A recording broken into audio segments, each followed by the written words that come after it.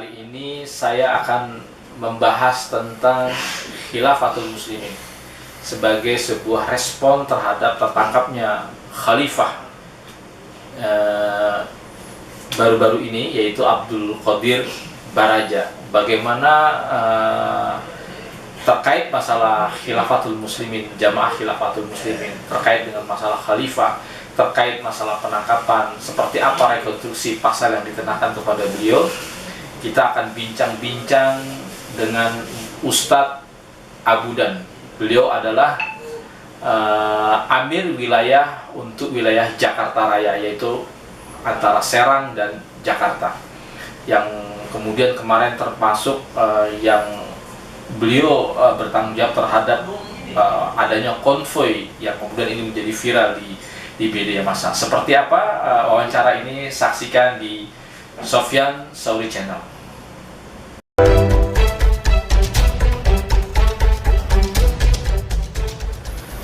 Belum lama ini, kemarin kita menyaksikan sang khalifah, yaitu Ustadz Abdul Qadir Hasan Baraja sebagai khalifah daripada Khilafatul Muslimin ditangkap oleh Polda Metro Jaya terkait belum lama ini berawal dari konvoy yang ternyata ada di 7 kota di Pulau Jawa. Pertama adalah Jakarta, ada di Kerawang, lalu ada di Surabaya, Bekasi, Cirebon dan Brebes, lalu kemudian ada Bandung dan sekitarnya, lalu yang terakhir ada di Jogja, Solo dan Klaten. Ternyata ada 7 kota yang mereka konvoy terkait masalah khilafah ini, dan ini sudah menjadi sebuah program. Ada yang mengatakan setiap 3 bulan sekali, ya, ada yang mengatakan sebulan sampai berapa kali, lalu kemudian untuk tahun ini ada 4 kali, 4 bulan sekali mereka melakukan konvoy dengan motor. Mereka mempromosikan tentang khilafah. Nah, tetapi siapa sangka ini juga kemudian menjadi awal tertangkapnya Ustadz Abdul Qadir Hasan Baraja, ya, terkait masalah ini. Nah, kita sekarang kedatangan Pak Ustadz Muhammad Abudan. Beliau adalah Amir wilayah Jakarta Raya dan sekitarnya, gitu, meliputi wilayah Serang dan Jakarta. Nah, saya mau konfirmasi sekaligus tabayun Ustadz Abudan terkait penangkapan Ustadz Abdul Qadir Hasan Baraja ini. Ini ternyata ada 7 konvoy, 7 kota di tempat di mana mereka melakukan konvoy terkait masalah ini. Ini bisa dijelaskan oleh Ustadz Abudan sebagai Amir wilayah di Jakarta dan sekitarnya. Pertama-tama saya mesti jelaskan bahwa konvoy itu dari tahun 2018. Sudah ada sejak 2018. Oke. Dan dari 2018 sampai 2020, konvoy motor itu, kalau kami menyebutnya motor siar, itu dari 2018 sampai 2020 periodik. Setiap 3 bulan sekali. 3 bulan sekali. Oke. Tahun 2020 karena satu dan lain hal, salah satunya karena pandemi, diubah program itu dari 3 bulan menjadi 4 bulan sekali. 4 bulan sekali. Sampai sekarang. Jadi kalau ada yang bilang 1 bulan beberapa kali, nah itu hoax. Hoax tuh ya. Nah, itu ngaco itu. Ngaco tuh. Tapi yang benar adalah 3 bulan sekali. Dari 2018 sampai 2020. Karena ada pandemi. 2020 sampai 2022 ini 4 bulan sekali. Dan pada waktu rentan 2018 nggak ada masalah. Nggak ada masalah. Apart keamanan juga nggak ini. Nggak ada masalah sama sekali. Lalu kenapa 2022 ini jadi masalah? Kemungkinannya apa? Jadi kalau dari kami itu setiap dokumentasi itu dokumentasinya foto sama video. Videonya biasanya tim kami ke depan dari rombongan ini. Tim kami itu ke depan, terus kira-kira 1 kilometer dia menghadap ke rombongan, terus diambil rombongan itu satu-satu. Biasanya kasih tangan, kasih jari 1 gitu. Udah selesai. Tapi khusus yang kemarin ini, tiba-tiba ada orang naik motor, bukan dari kalangan kami, ngambil gambar dengan kamera yang relatif bagus, megapikselnya nggak tahu berapa, tapi gambarnya bagus, jelas gitu. Itu bukan kami. Dari belakang dia ngambil ke depan, naik motor NMAX berdua, bukan dari kami. Gambarnya bagus, durasinya agak lama, dan dia mengikuti dari Uki Cawang, terus sampai ke dikit lagi PGC Cililitan. Nah, terus udah gitu, udah diambil sama dia, disebar melalui jaringannya, melalui linknya, langsung viral. Oh, waktu itu Jakarta waktu itu? Jakarta. Berapa banyak dari warga Khilafatul Muslimin? 68 orang dengan 42 unit motor. Motornya 42. Dengan pakaian seperti ini, Pak ya? Iya. Memang syarat-syaratnya harus gitu. Iya. Sesuai kesepakatan di musyawarah itu harus pakai jubah Khilafatul Muslimin. Gitu. Tujuannya apa? Ya. Ada yang mengatakan ini sebagai show of force, memamerkan kekhilafan. Itu apa? Bentuk syiar atau memang mempromosikan khilafah padahal sebetulnya sudah ada Indonesia atau gimana maksudnya? Pertama, mempromosikan khilafah, betul. Khilafah yang mana? Khilafatul Muslimin.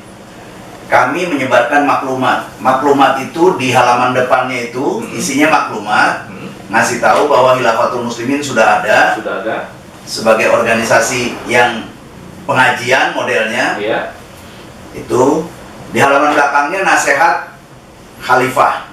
Ya. Nah, itu satu lembar kami bagikan. Jadi kalau promosi khilafah betul.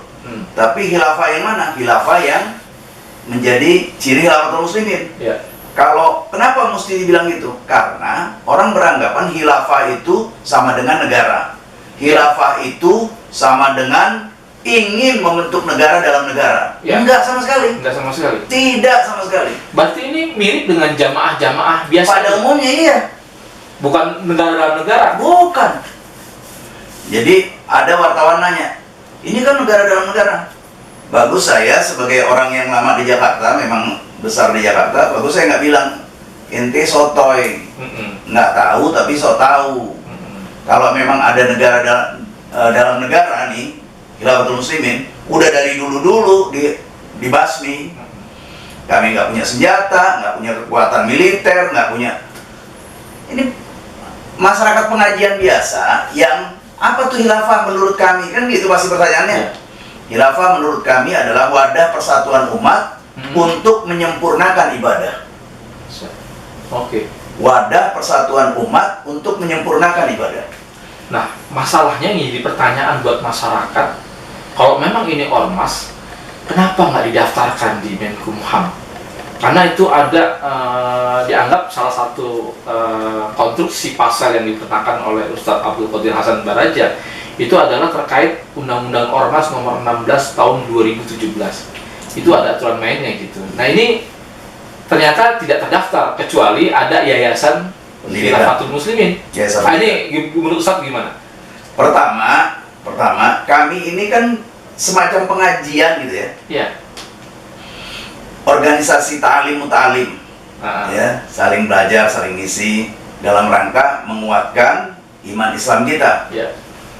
Terus kenapa nggak didaftar? Karena kita beranggapan ibadah, masa iya ibadah harus didaftar? Nah, gitu. Harus izin kan enggak? Jadi kalau menurut saya juga belum baca itu ringkasan dari polisi, katanya dikaitkan dengan ormas, enggak. Yang saya juga diinterogasi, pasal yang dipersangkakan itu adalah mengganggu ideologi negara Pancasila. Oh begitu ya. Satu, yang kedua menyebar berita bohong, hoax. Undang-Undang nomor 1 tahun 46 itu terkait penyebaran berita bohong, terkait mengancam ideologi negara, itu yang dikenakan pasal itu. Saya juga nggak tahu hoaxnya dari mana, sebab semuanya tuh kita terbuka. organisasi tanpa bentuk kita. OTB ya. OTB. Tapi jelas. Kantornya jelas, orangnya jelas, taklimnya jelas. Jadi ini Hilmus ini punya kantor jadi ya? Punya kantor. Nah masalahnya ini nggak terdaftar sebagai pengamat. Itu masalahnya. Ini ada kesalahpahaman. Ini nganggap ini adalah semacam majelis taklim biasa, tapi kenapa nggak? Kalau FPI kan kemarin terdaftar, KTI juga terdaftar, bahkan sampai yang kemarin Jamaah Ansor Syariah juga terdaftar, walaupun kemudian nanti artinya nggak diperpanjang lagi terkait masalah di Menkumham seperti itu. Nah ini ke depan apakah mungkin Hilmus akan mendaftarkan Pak Ustadz? Enggak, karena kita merasa bahwa ini bukan harus jadi ormas gitu. Kita adalah takutnya itu jadi masalah lagi nih Pak Ustadz. Nah, kalau misalnya jadi masalah lagi ya udah apa? Mau nggak mau? Bukan mau nggak mau terus harus daftar. Kita pasrah aja gimana pun ya pihak yang berwenang yang lebih tahu kan gitu. Iya. Kalau misalnya kita kita nggak gini, terus apa daya kita mau teriak-teriak kayak gimana pun kalau dianggap Anda bersalah ya bersalah gitu kan. Jadi udah resiko udah siap diterima udah siap iya. Kalau kata kawan-kawan ini resiko dakwah udah. Iya, kayak gitu. Ini awalnya tanggal berapa waktu itu konvoy Pak Ustadz? Karena 9 hari sebelum ini. Melaksanakan motor siar yang terakhir ini tanggal 28 Syawal 28 Syawal 1443 Hijriah bertepatan dengan 29 Mei 2022. Ini awalnya. Jadi ini ternyata kejadiannya sudah 9 hari yang lalu. Baru viral sekarang. Iya. Bukan viralnya. Itu yang saya heran, yang saya bilang tadi, ada orang yang rekam. Dengan baik, dengan bagus, caranya juga bagus nge-shootnya. Terus yang dia shoot tuh flyer-flyer di belakang motor. Dan itu bukan bagian daripada panitia atau bukan bagian daripada Hilmus itu sendiri. Dan yang hebohnya, besoknya kita tahu bahwa udah viral ini berita kita nih. Jadi sebelum Abdul Qadir Baraji Hasan ditangkap kemarin, 4 hari yang lalu Ustadz Abu Dan dipanggil Polda Metro. Iya, betul. Nah, ada cerita yang menarik, gimana kronologisnya itu? Katanya jam berapa? Jam 11? Iya. Itu saya pertama di telepon, terus datang ngobrol dari pihak Intel Kamnek. Di Polda Metro Jaya? Datang ke rumah 4 hari yang lalu? Tepatnya 4 hari lalu, betul. 4 hari yang lalu ya? Sekarang hari Rabu. Berarti hari Sabtu? Iya, hari Sabtu. Malam Minggu ya? Datang ke rumah. Itu saya lupa jamnya, yang pertama saya lupa. Terus malamnya dia datang lagi. Oh, 2 kali berarti? 2 kali. Nah, itu malamnya dia langsung dia nelpon. Pak Ustadz, saya mau datang. Saya lihat jam 10.40. Malam ini. Terus saya bilang, wah, janganlah Pak, kalau malam jam ini segini besok pagi aja. Enggak Pak, saya harus malam ini nih, harus ketemu Bapak. Besok pagi aja. Toh saya juga, Bapak tahu kan rumahnya di sini. Habis sholat subuh lah kita ketemu Pak. Tapi setelah saya matiin kira-kira 3 menit 4 menit dia telepon lagi. Nadanya agak tinggi. Pak, pokoknya malam ini saya harus ketemu Bapak. Saya harus ketemu Bapak nih. Wah, udah panjang lebar. Saya harus ketemu Bapak. Ini saya lihat udah 10.45. Berarti jam 11 kurang seperempat. Nah itu saya bilang, wah ini nggak wajar nih, ada apa nih? Kalau perlu Bapak panggil ketua RT. Waduh. Serius kayaknya ini kayaknya udah serius ini. Ya udah silakanlah Pak datang. Datanglah 4 orang. Ngobrol-ngobrol panjang lebar udah. Besok kita terusin Pak di maktab.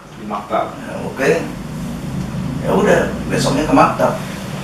Itu Senin malam Selasa itu. Ke maktab pertama janjinya sore. Janji di rumah sore pertama. Habis itu ya sore asar sampai maghrib. karena hari Senin tuh saya biasanya saum. Jadi sore sampai maghrib lah, terus udah gitu saya berbuka sama istri saya. Oh iya, tahu-tahu abis zuhur dia telepon, Pak, ini ada perubahan Pak, begini panjang lebarnya. Waduh, ini ginilah, tolonglah pengertian ini. Saya nggak bisa nih kalau ini. Pokoknya ini Pak, diubah aja Pak Ustadz. Yang asar nih dimajuin. Oh, di jam. Jadi jam 2 katanya. Jam 2 atau setengah 3. Dan Pak Ustadz diminta datang ke maktab karena nanti semuanya di situ BAP tanda tangan selesai. Nah, ya udah, saya datang ke maktab. Udah. Maktabnya di Kemayoran. Di Kemayoran. Itu saya di situ sampai setengah 6. Saya pulang ke rumah buka puasa, walaupun akhirnya buka puasa di jalanan. Gitu. Terus jam 8 malam saya balik lagi situ. Malam jam 8 sampai jam 11. Diinterogasi di maktab. Tapi polisi nanya baik-baik kan? Baik-baik. Cuma harus selesai malam itu. Baru setelah itu besoknya nggak taunya habis sholat subuh Khalifah ditangkap. Jadi ada sebuah menurut saya konsepsi salah paham ya. Bapak menganggap bahwa ini semacam jamaah majelis taklim yang nggak perlu minta izin, tapi di satu sisi dia punya maktab, punya kantor, punya massa, mengumpulkan masyarakat, dan itu terkait dengan undang-undang keormasan yang ternyata belum terdaftar. Saya rasa ini perlu ada kompromi, saya rasa bagaimana, karena ini kalau masih seperti ini dari kepolisian tetap ini ada pelanggaran hukum, tapi di satu sisi ini cuma majelis taklim. Saya rasa perlu didiskusikan kembali terkait perlu badan resmi gitu untuk agar organisasi ini jamaah bisa terus melakukan sebuah kegiatan. Insya Allah kita akan teruskan di sesi kedua lagi.